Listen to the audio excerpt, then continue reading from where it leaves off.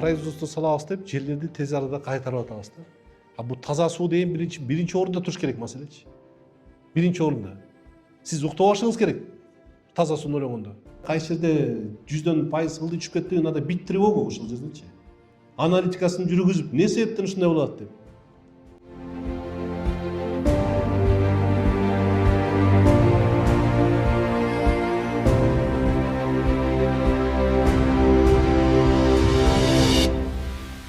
Ошол жактан жанагындай ишкерлерге азыр аларды ишкерлерди жаап салыш оңой эле.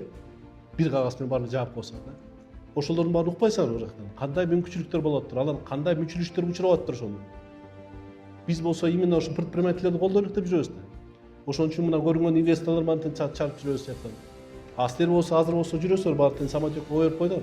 Жүрөсүзөр, потом в конце года барасыңар да бир басасыңар ошо менен анан ишкердин да желаниясын жоготосуңар.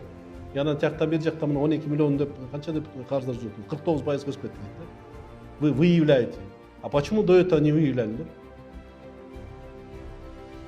В течение года какие работы производили? Вы в конце года вот чыгарып атасызарбы 49%? А до этого какие работы? Почему не делали уже?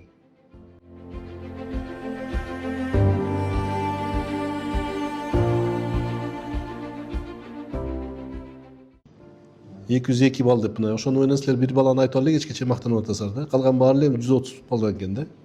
Ооба, көрсөткүч төмөн болгон дейт. Ошо эмнеге? Ушул быйыл кыздар азыр ошол боюнча иш алып баратабыз. Кандай иш алып баратасызар ошол боюнча? Билим берүү барбы? Мына жок, азыр болсо январь бүттү. Февраль кыска. Март, апрель 3 ай калды. 3 айдан кийин кайра ушу жыйынтыгына берет да. 122 балл азыр ушундай берип атса, значит бул деле кайра 202ге чыкпайт да, 200ге чыгарсаңар күмөн болот атпайбы? Туурабы? Мына биздики 355 миң турист келген бул аябай аз. Ошол себептен баарыңарды чакыра берет элем. Бияктан жанагындай жатаканалардын баарын салып, жанагындай ошондой кандай фестиваль болобу ошонусун баарын өздөштүрүп, өнүктүрүп, ошол жака бизге бияка туристтерди тартканга жакшы иш алып баралык.